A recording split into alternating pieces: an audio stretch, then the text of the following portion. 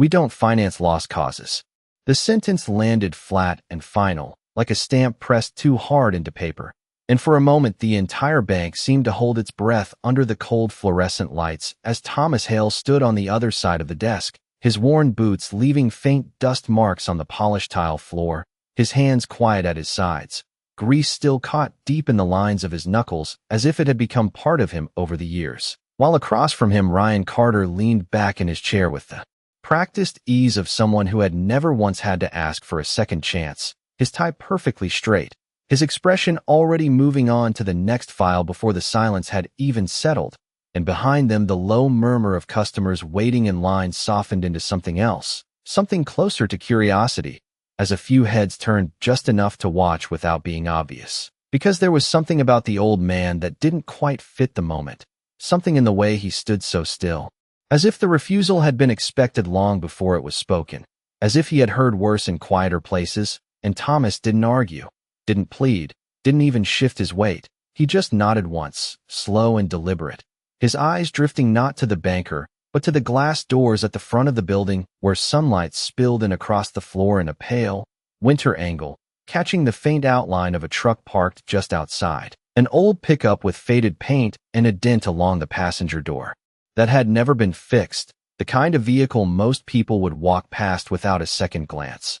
But Thomas's gaze lingered on it for a second longer than necessary, like a man checking on something that mattered more than anyone else in the room could understand. And Ryan, noticing the pause, gave a short breath through his nose, not quite a laugh, but close enough to carry the same weight. "At your age," he added, tapping the edge of the folder with a pen, "maybe it's time to stop trying to fix things that are already done." And a faint ripple moved through the nearby desks. A couple of employees exchanging glances that carried just a hint of amusement, quickly buried under professionalism, while near the end of the counter a young clerk named Emily Brooks stopped mid-keystroke, her fingers hovering over the keyboard as her eyes shifted toward the old man. Something about the tone, or maybe the stillness that followed it, catching her attention in a way she couldn't quite explain. And Thomas finally looked back at Ryan, his expression unchanged, calm in a way that felt out of place in a room built on numbers and approvals. "That truck," he said, quietly, his voice low but steady enough to carry, "brought people home." And the words didn't land the way statements usually did in that space. They didn't argue or persuade or demand reconsideration. They just existed, simple and unpolished, and for a brief second even Ryan hesitated, not because he understood, but because the sentence didn't fit any category he was trained to process. And then he shook it off, already sliding the file aside, already moving on, while Thomas gave one last small nod, turning toward the door with the same measured pace he had walked in with, each step unhurried, as if time itself had learned not to rush him anymore. And outside, beyond the glass, the old truck sat waiting in the thin winter light, silent and patient, like it had been for years. The glass doors opened with a soft hydraulic sigh, and a thin ribbon of cold air slipped into the lobby as Thomas Hale stepped outside, the brightness of the late morning sun forcing his eyes to narrow for just a second before they settled again, calm and steady, and the sounds of the street wrapped around him in a quiet, ordinary rhythm, distant traffic, a passing delivery truck shifting gears, the faint metallic rattle of a loose sign somewhere down the block, all of it familiar, all of it small, as if the world had already moved on from what had just happened inside.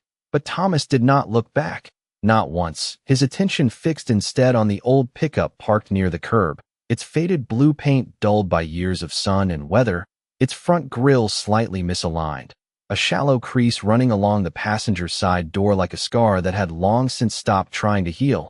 And as he approached, his pace slowed just enough for his hand to brush lightly against the hood, the metal cool beneath his fingertips despite the sunlight, as if the truck itself was holding on to something older than the day, something that did not fade as easily as paint or steel. And for a moment he simply stood there, his reflection faint in the windshield, a man shaped by time standing in front of something that had carried pieces of that time with him, before he reached into his jacket pocket and pulled out a worn set of keys, the small ring dull and scratched, one key slightly bent, and attached to it a thin strip of metal stamped with numbers that had been worn smooth in places, numbers that meant nothing to anyone passing by, Nothing to the people inside the bank who had already returned to their routines, but everything to him.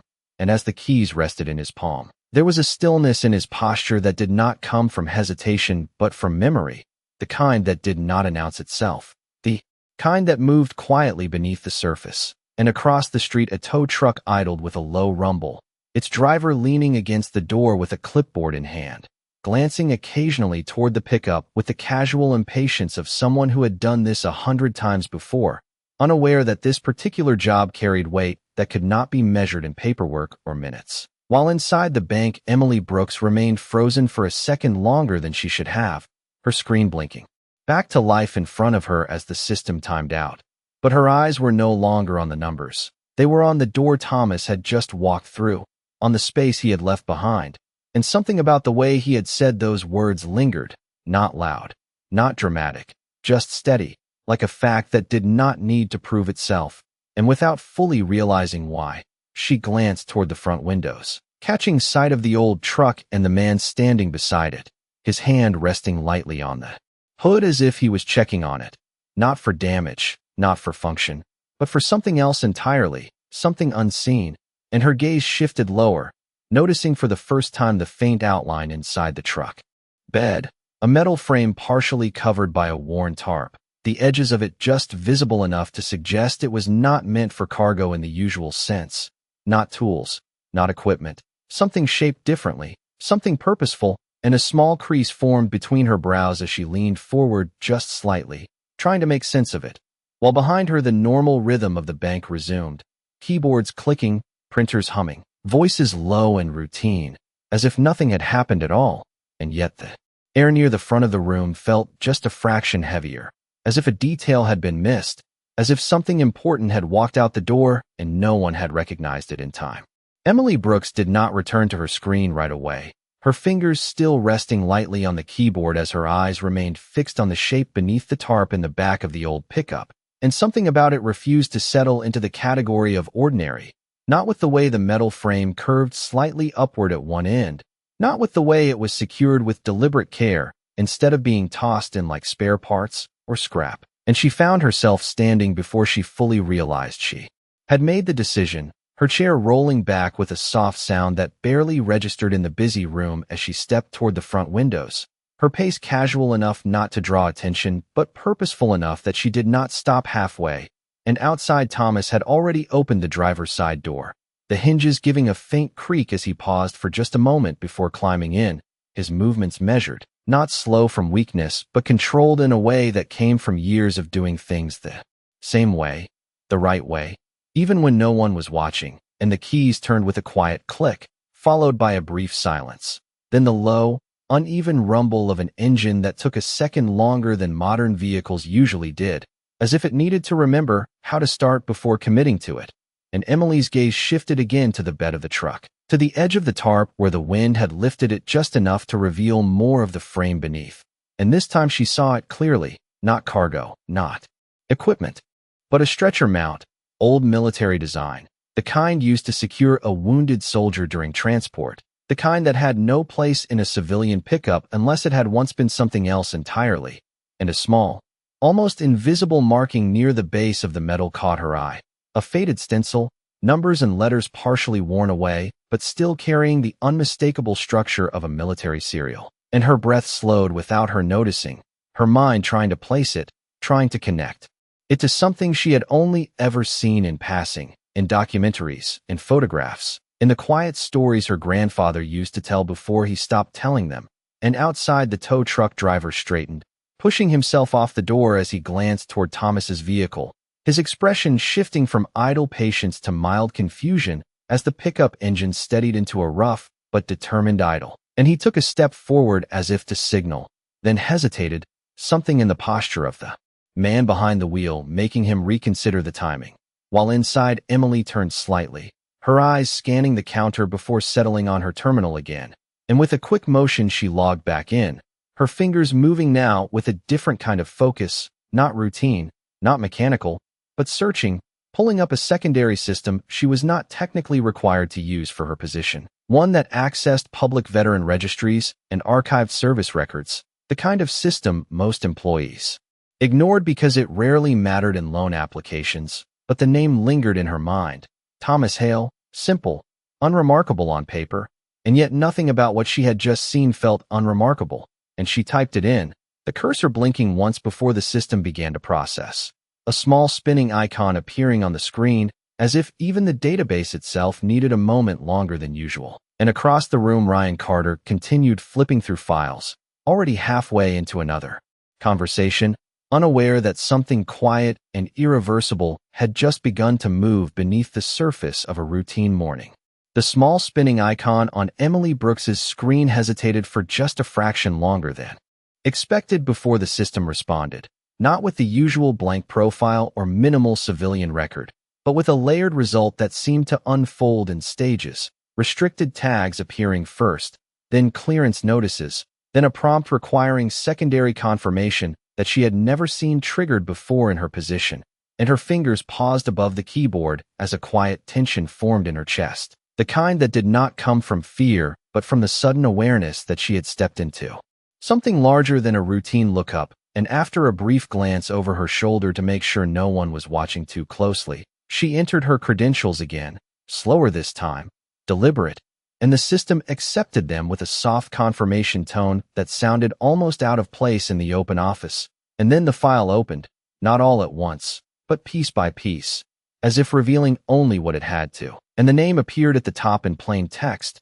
Thomas Hale, followed by a service classification that was partially redacted, the lines beneath it broken by blacked-out segments that suggested length rather than absence.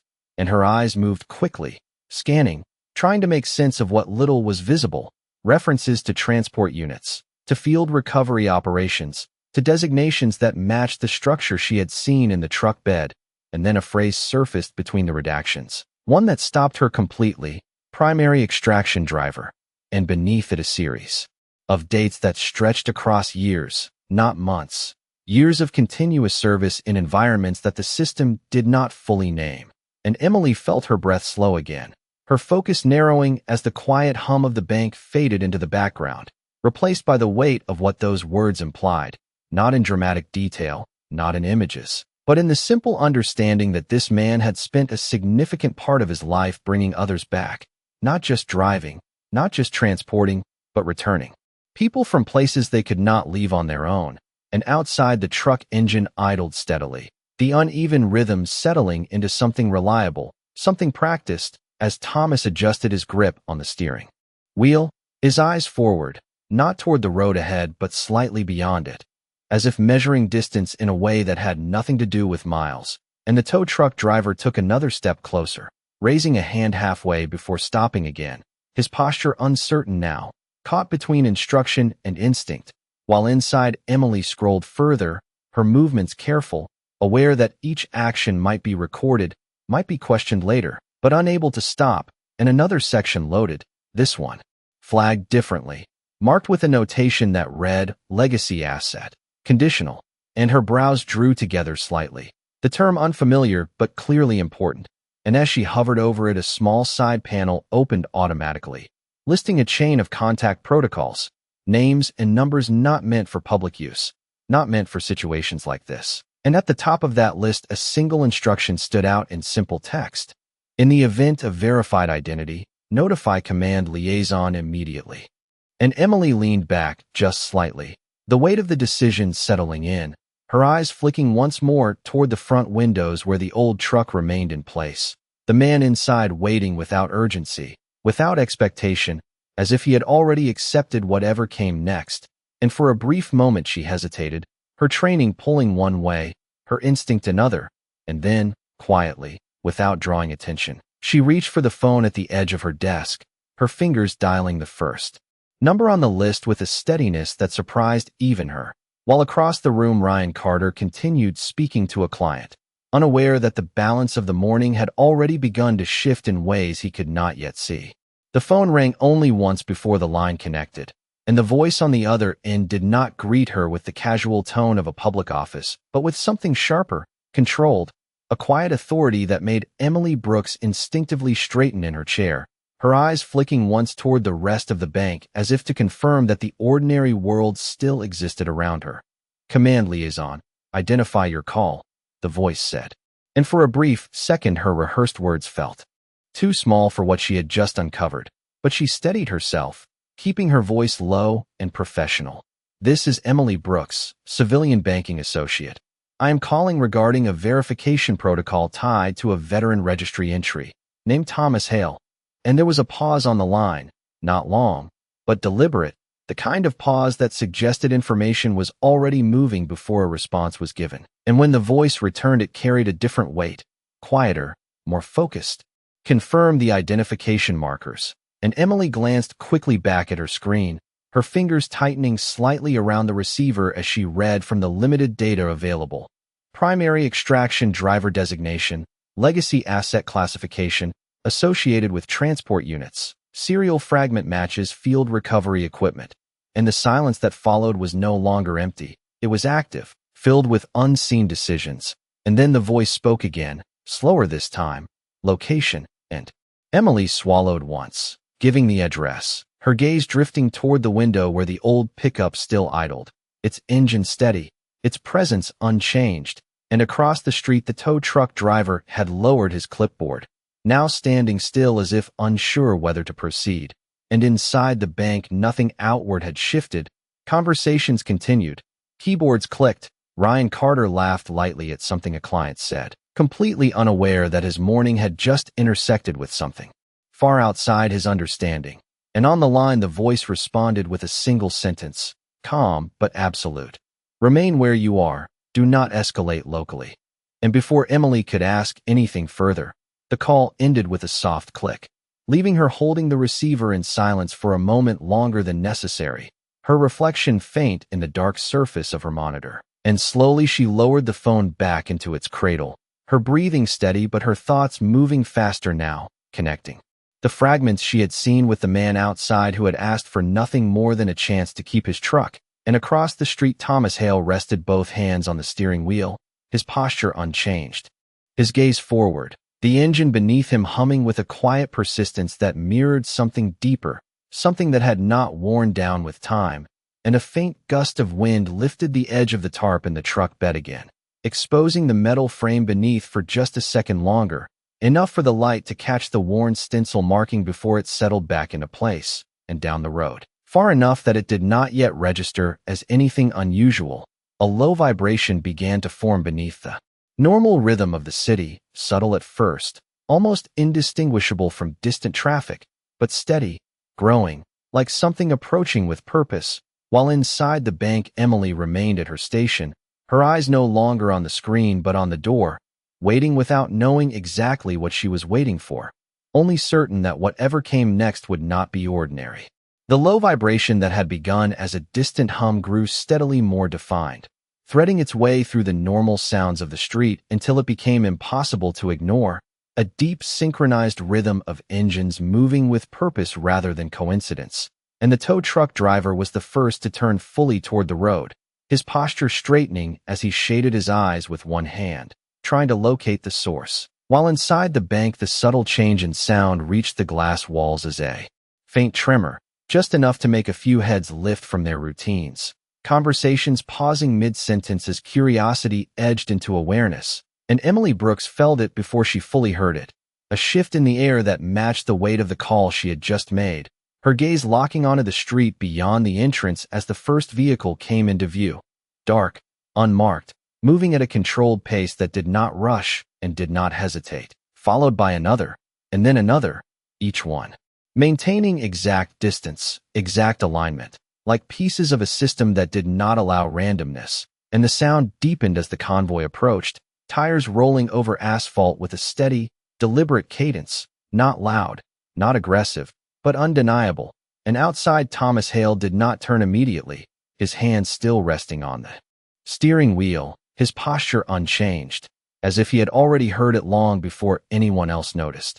As if the sound itself carried a familiarity that did not require confirmation, and only after the first vehicle slowed near the curb did he shift his gaze slightly, not surprised, not alarmed, simply acknowledging, while the tow truck driver took a step back without realizing it, his clipboard lowering to his side as the second and third vehicles came to a controlled stop behind the first.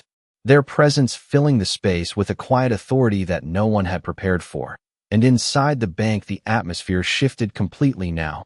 Employees rising from their chairs, customers turning toward the windows, the routine of the morning dissolving into a shared moment of uncertainty.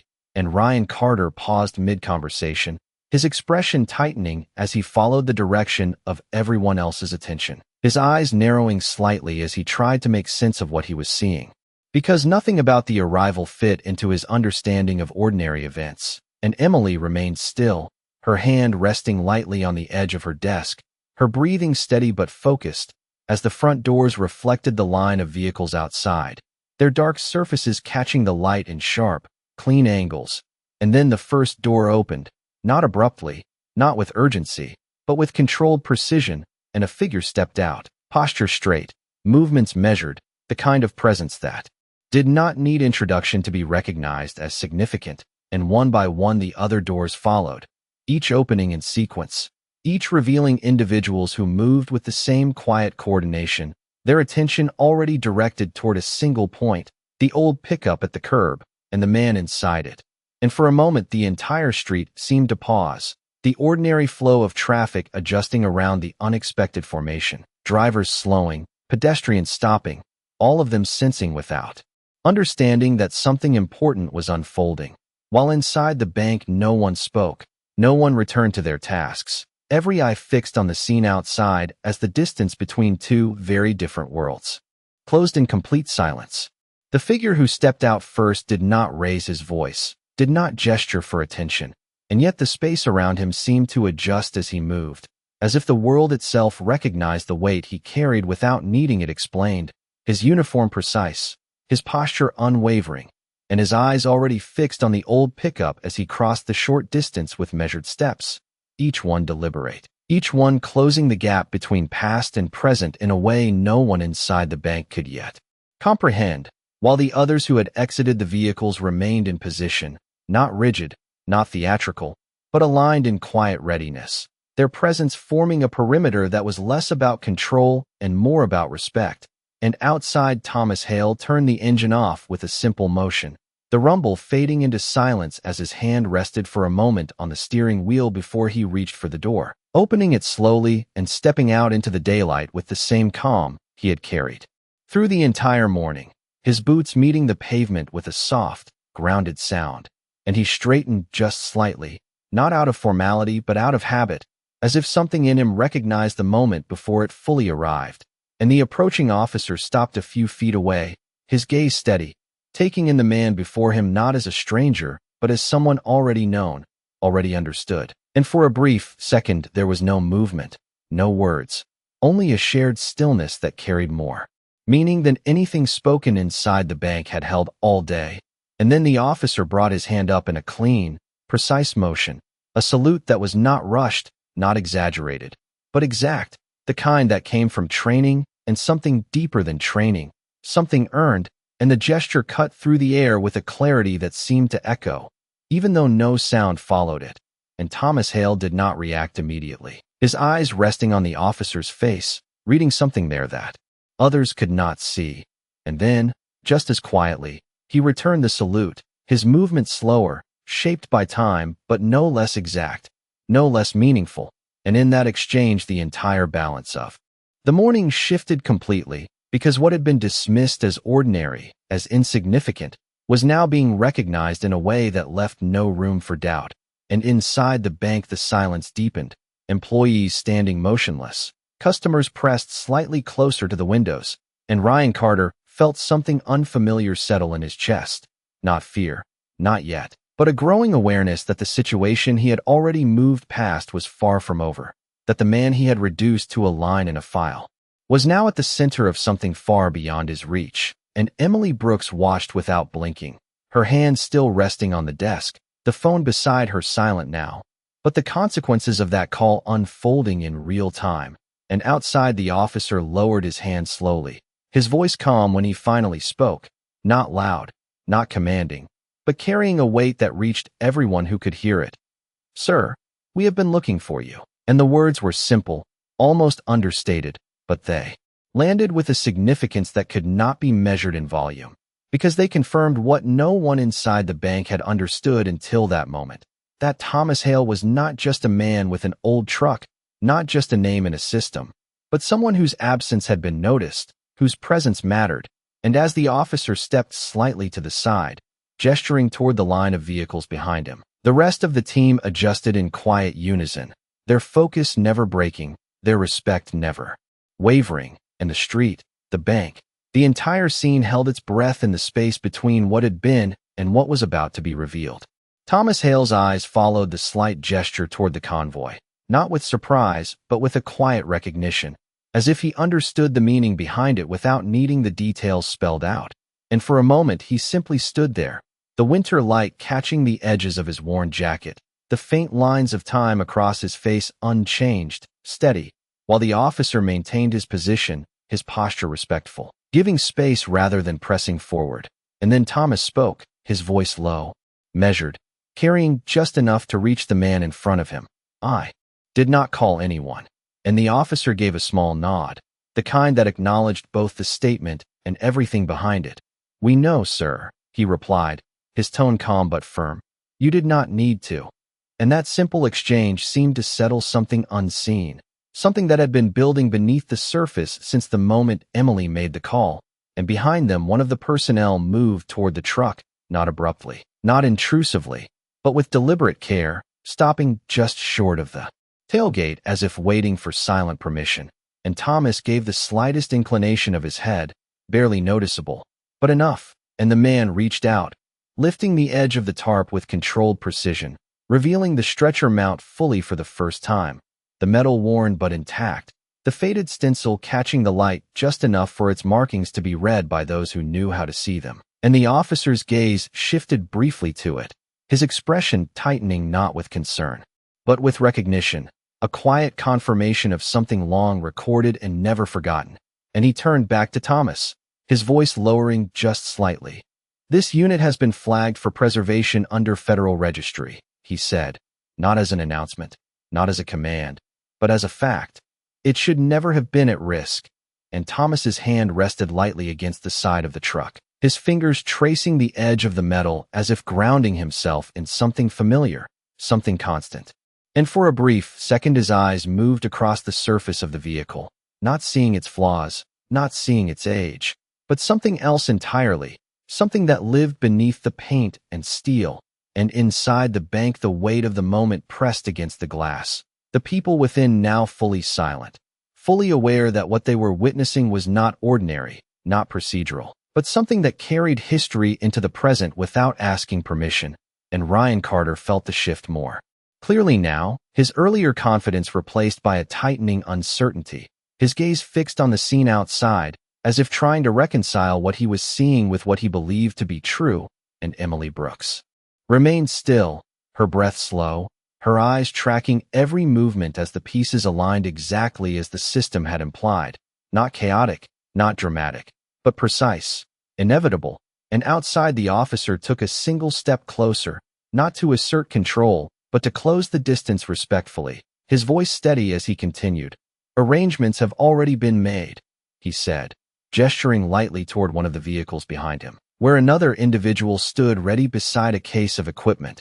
"Your vehicle will be restored to full operational condition, all costs covered, and it will be documented as a protected asset moving forward." And the words did not carry pride or ceremony. They carried obligation, the fulfillment of something owed, something delayed but never dismissed.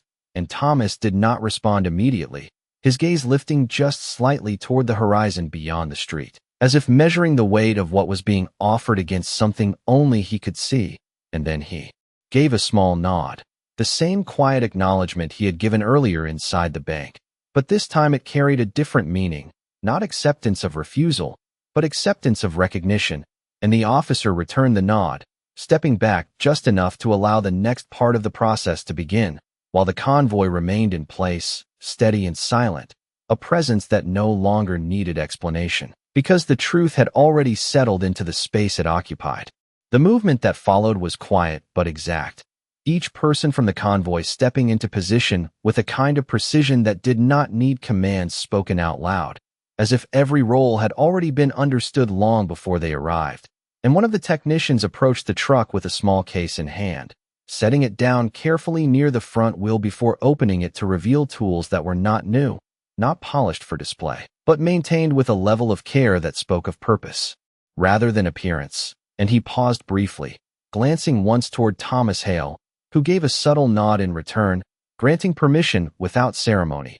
And then the work began, not rushed, not chaotic, but methodical, hands moving with practiced familiarity over the engine, the panels, the small imperfections that had accumulated over time, each one addressed with attention that felt almost personal, as if the vehicle itself carried a story they recognized. And outside the bank, the gathered onlookers remained still, watching as something that had been dismissed minutes ago was now being handled with a level of respect that could not be misunderstood. And inside the glass walls, Ryan Carter stood frozen near his desk, the file he had already set aside now feeling heavier in his mind than it ever had in his hands, his earlier words echoing back in a way that no longer sounded confident, no longer sounded certain, but hollow, incomplete. And he shifted his weight slightly, his gaze fixed on the scene outside, as if trying to find a version of it that made sense within the limits of his understanding. But there was none. And across the room, Emily Brooks remained where she was, her posture unchanged, her expression steady. But her eyes carried a quiet clarity now, not surprise, not disbelief, but recognition of something that had been hidden in plain sight, something that had never needed to prove itself until the moment demanded it.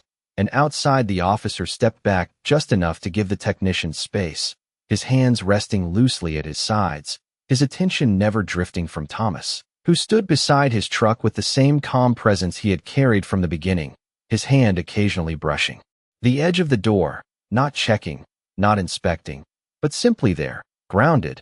And as the minutes passed, the subtle changes became visible, the engine noise smoothing out, the slight misalignment in the front settling back into place, the small details correcting themselves one by one under careful hands, until the truck no longer looked like something struggling to hold together, but something restored to the purpose it had always held. And when the technician finally stepped back, closing the case with a soft click, there was no announcement, no declaration, just a quiet completion of the task. And the officer gave a small nod before turning once more to Thomas, his voice calm as he spoke. "It is ready, sir." And Thomas looked at the truck for a moment longer, his eyes moving across its surface as if seeing not just what it was now, but everything it had carried before. And then he reached for the door, opening it with the same steady motion, pausing only briefly before getting in, his hands settling on the wheel once again, familiar, certain. And as the engine turned over this time, it did so without hesitation, a smooth, even sound that carried none of the strain from before. And the convoy began to move almost at the same moment, not abruptly, not in a rush, but in a coordinated withdrawal, vehicles pulling away one by one with the same quiet precision they had arrived with, leaving behind only the restored truck, the fading echo of their presence, and a street that felt subtly changed. And inside the bank, no one spoke, no one returned immediately to their routines, because the moment had settled into something deeper than observation, something that did not require explanation.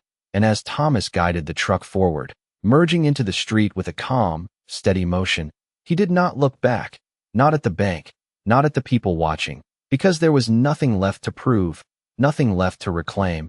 And the sunlight caught the windshield just briefly as he drove away, carrying with him the quiet truth that respect is not something granted in a moment. It is something carried over a lifetime, remembered when it matters, and returned without needing to be asked.